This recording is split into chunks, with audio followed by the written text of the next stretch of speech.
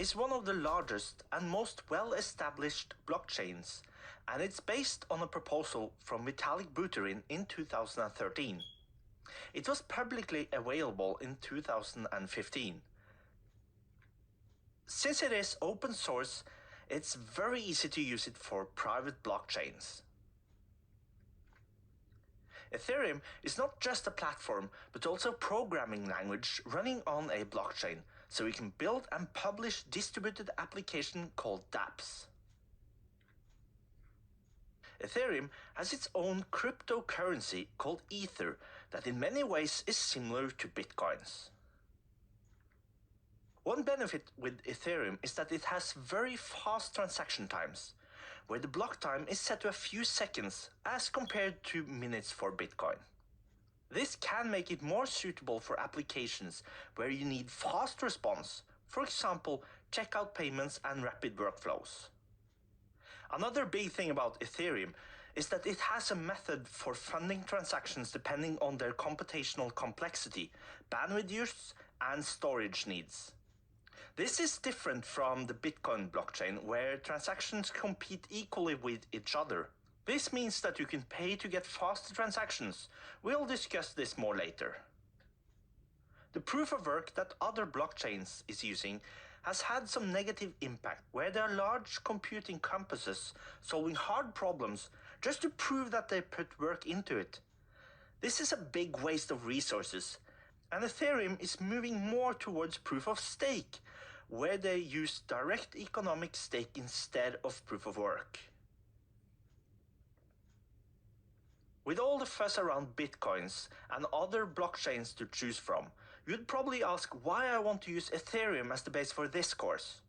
It really comes down to a few reasons that you should also consider when you select the blockchain implementation you would like to use for your applications. First of all, the Ethereum development community is really growing, and it's very easy to find resources and tools for rapid development. With emerging technologies like blockchain, it's important to consider how well the community is adapting the different implementations. And to be honest, the Ethereum community is really awesome, and it's easy to get help from them.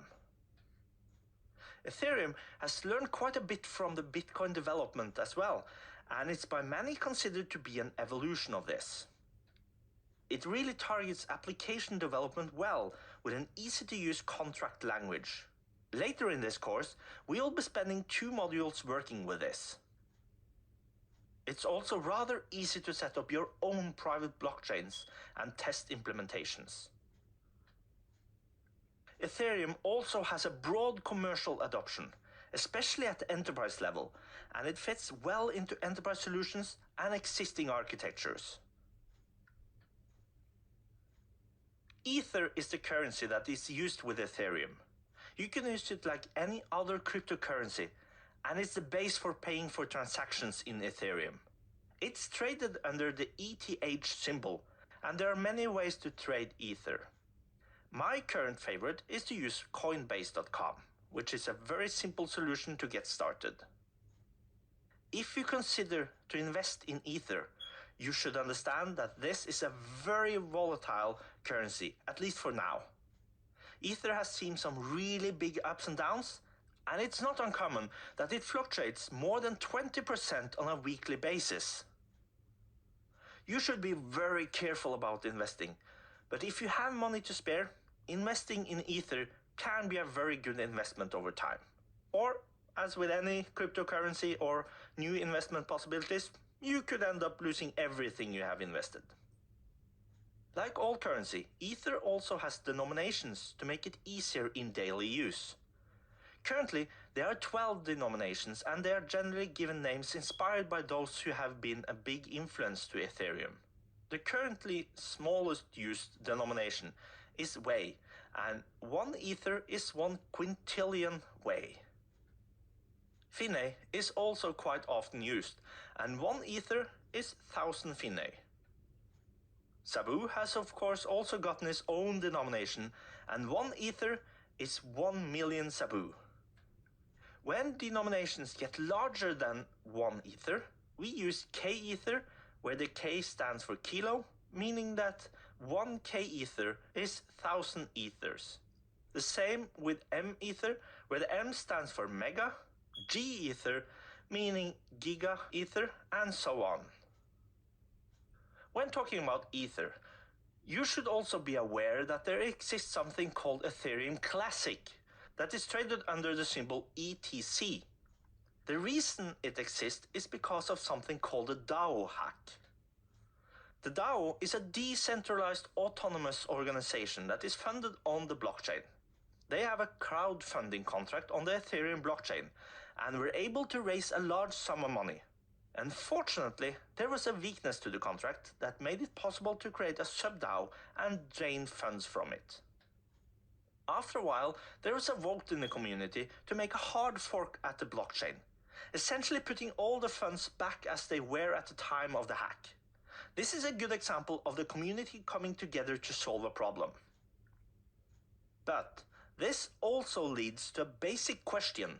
Is it okay to do changes as long as the code did exactly what it was supposed to do? There is a subgroup in the cryptology community that can be called crypto anarchists, and they believe that as long as code does exactly what it was supposed to, it's tough luck if you make any mistakes or subject yourself to being hackable.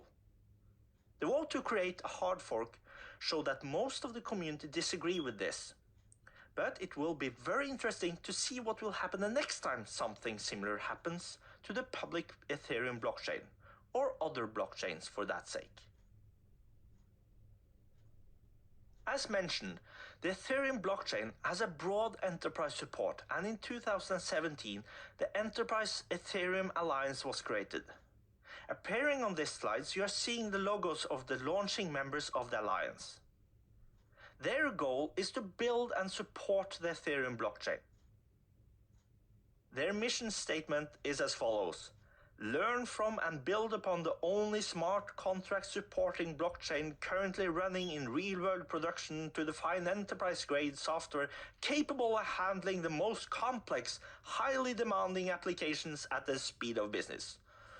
Wow, that was a mouthful. But I guess most mission statements are.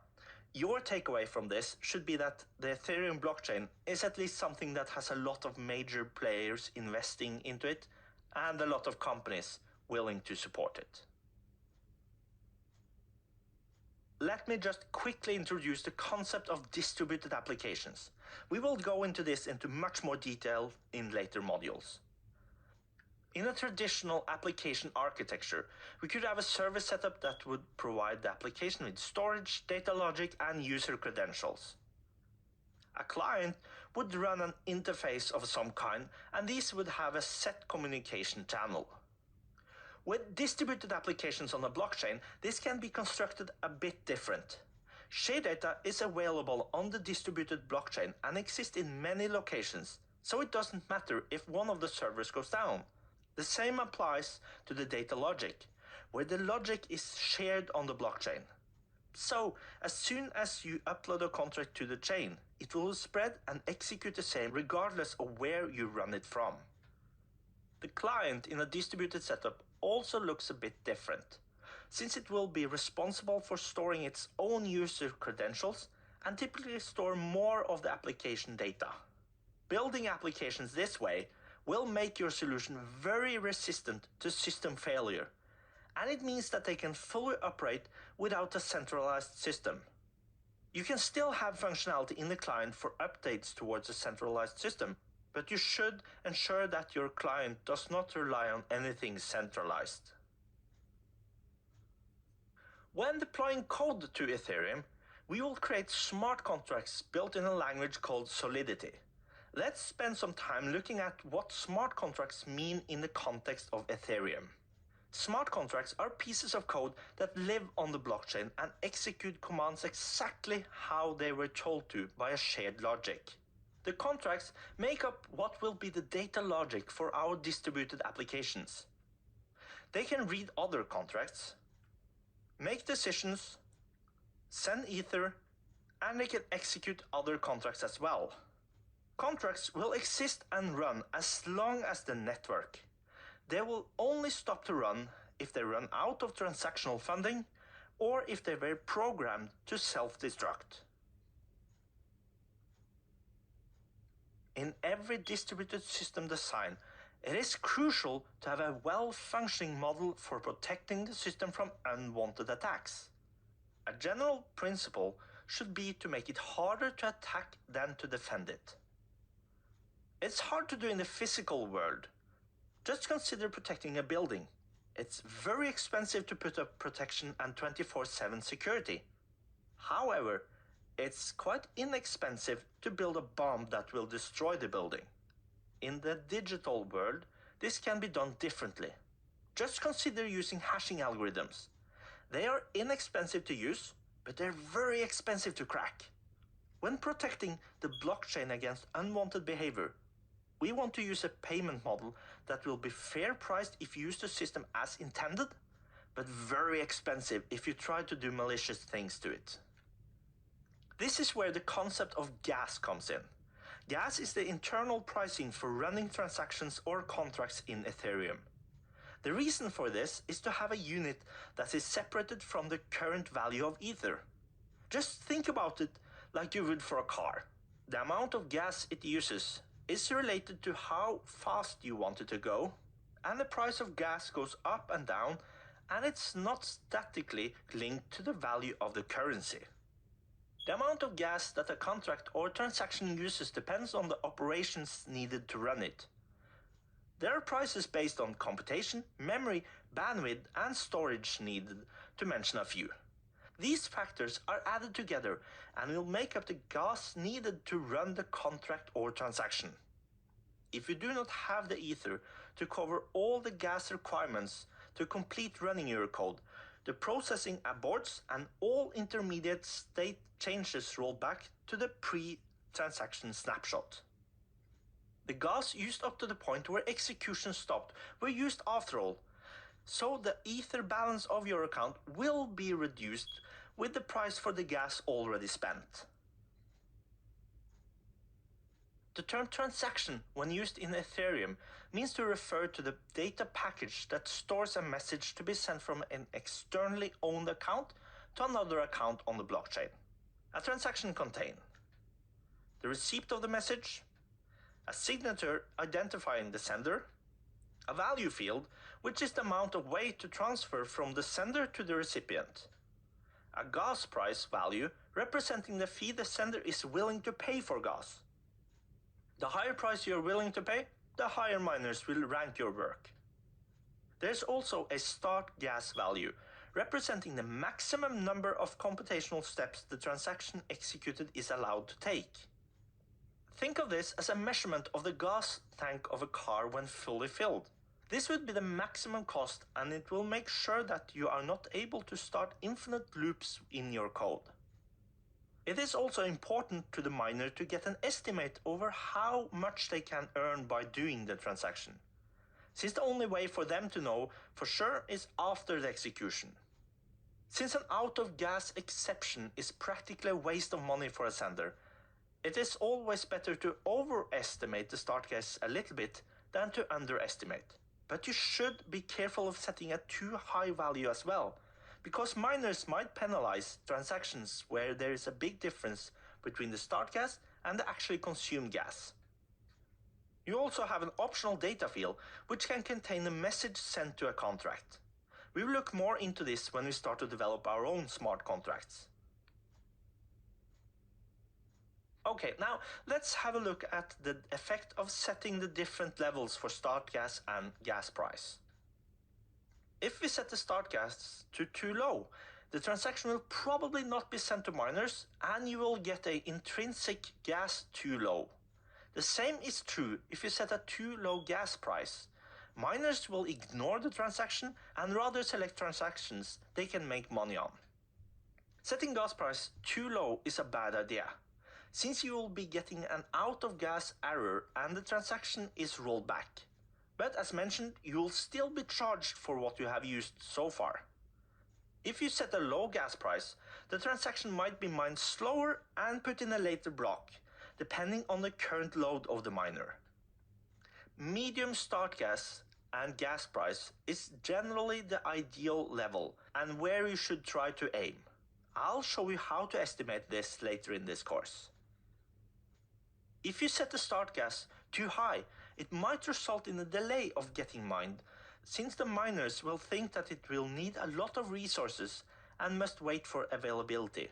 Setting a high gas price will in most cases result in your transaction being prioritized and put in a block sooner than other transactions. Each block has a gas limit set to it. If you exceed that with your start gas, the transaction will not be broadcasted to the miners, and you will get an exceeds block gas limit error. If you set a too high gas price and the sender does not have enough funds available, the transaction is not broadcasted to the miners either. At this point, I'm sure you are a bit overloaded with information about prices and calculations. But don't worry, this is really not that bad in reality, as you'll learn later. So just remember the core ideas and you'll be fine for developing with Ethereum.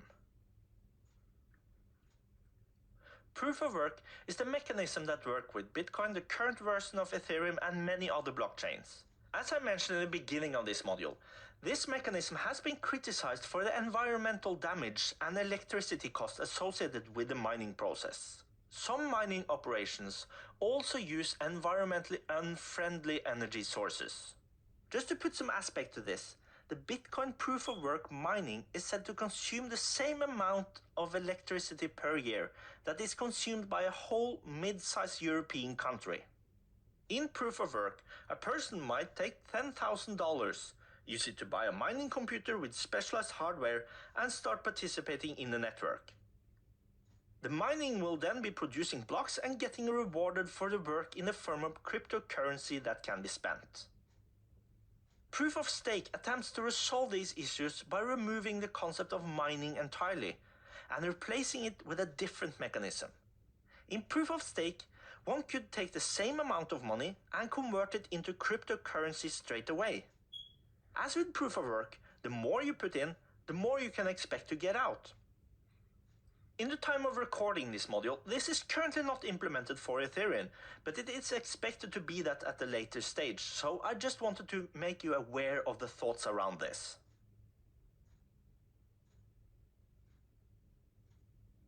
Now, let's get into the real fun and start to look at implementing Ethereum.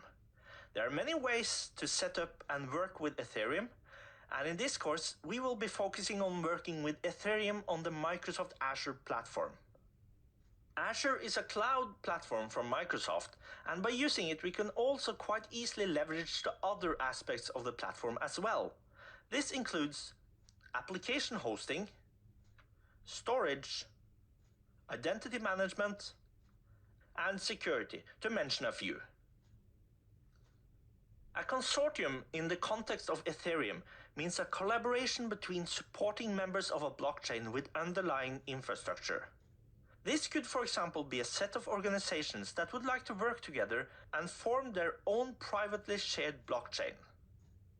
It all starts with a consortium leader. This is the controlling part of the blockchain, where you set up the configurations of the chain.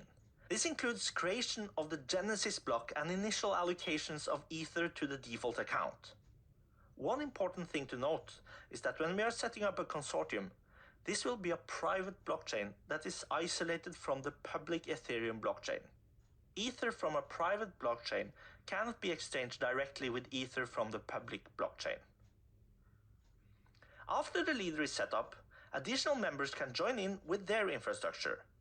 We can control who can join our consortium, and we also decide how we will share the available Ether. There's also a lot of ways to set up the infrastructure, but with the default Azure templates, you'll get a baseline infrastructure that would work well in most situations. Let's look at it in detail and see how it works in a running scenario. A user will connect to a publicly available server where the applications and administrative pages run. This must be set up as a separate instance. You should also consider if your client could be set up as a fully distributed application where the client runs on the user device.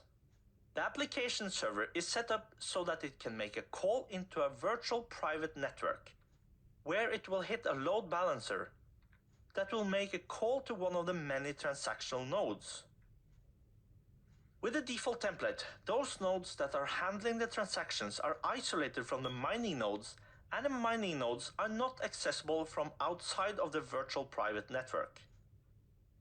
This is really all you need in order to create and operate a blockchain, and since all of this is templated in Azure, you don't need to spend time setting this up.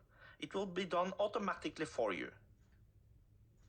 If you decide to add a consortium member as well, they will form their own virtual private network and make a tunnel between the VPNs. This also means that if you like, you can host applications on the member networks as well. Now we are finally ready for some demo action. Let's set up a blockchain consortium on Azure. And we will let Azure create our Genesis block, filling it with some Ether for us. And to prove that everything works great, we will transfer some Ether between our newly created accounts. The first thing we need to do is to set up an Azure account. If you already have one, you can go ahead and skip this section. We'll start at azure.com and click on Start Free. This will give us $200 or 170 euros that we can play around with for 30 days on Azure. I'll click to sign in with my existing email address at BlockChain Rebels.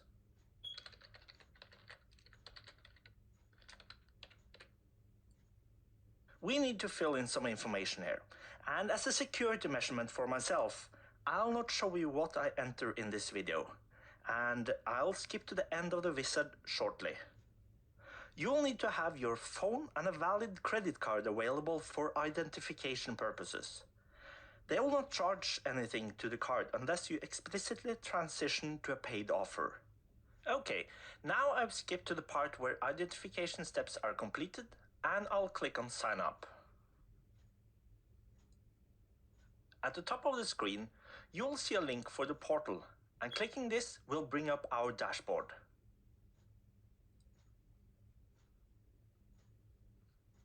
At the dashboard, we will click on Create a Resource to create our blockchain service from scratch. Enter Ethereum in the search box and hit Enter. This brings up all the Ethereum relevant templates we can use.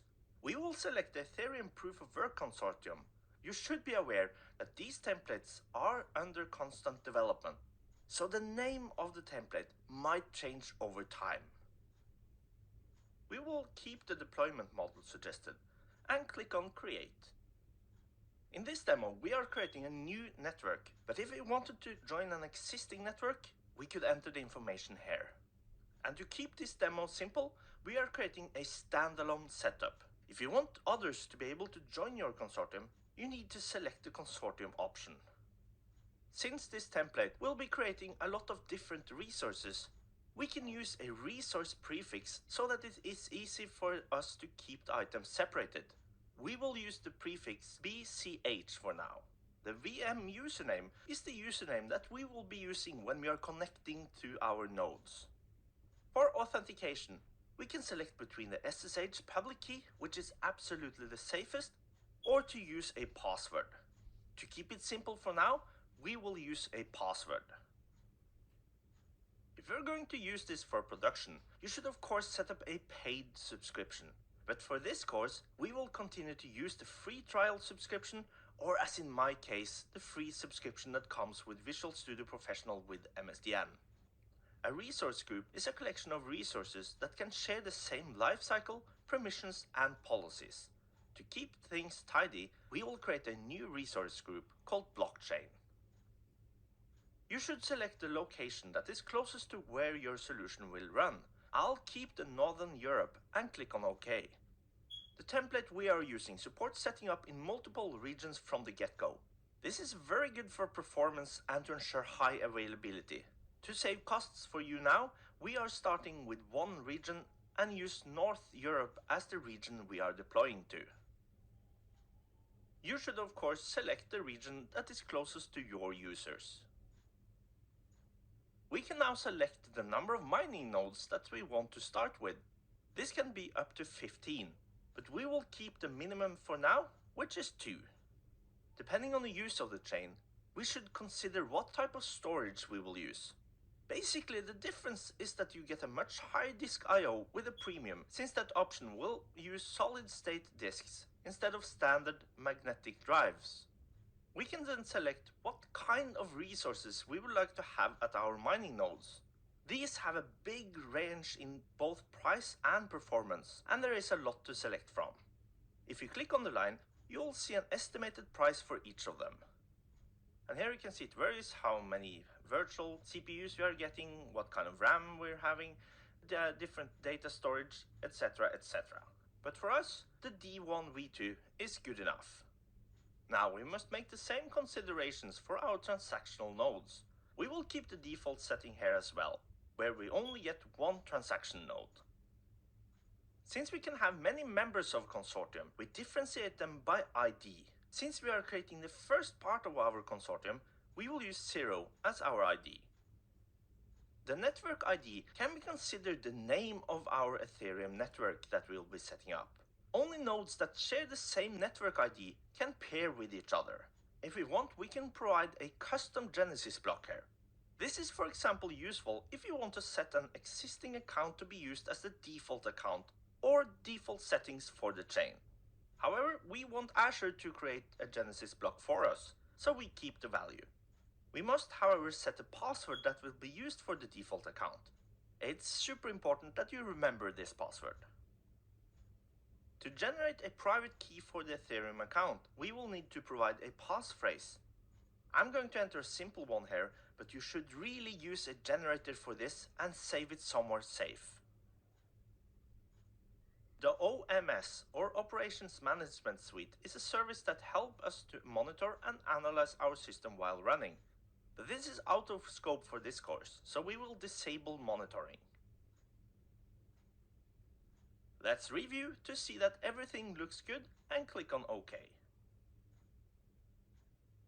As always, it is important to read agreements and terms of use before you click on Create.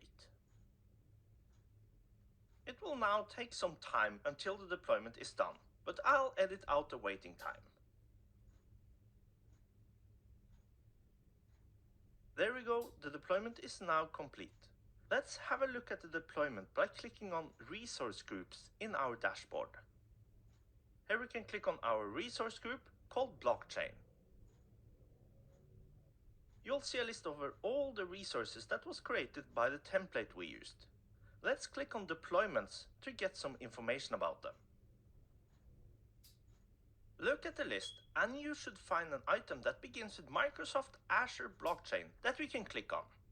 At this page, we can get all the details about the template and other parts of the deployments. To find the values that we need in order to connect to and use our blockchain, click on Outputs. As you see, everything we need in order to gain access and to get started is listed here. The admin site is a pre-built website that lets us see some basics on our blockchain as well as transfer Ether. We copy the address for the admin site and open it in a separate tab. The template has created a Genesis block for us with a default account that is listed here. Let's set up a second account and transfer some Ether from the default account.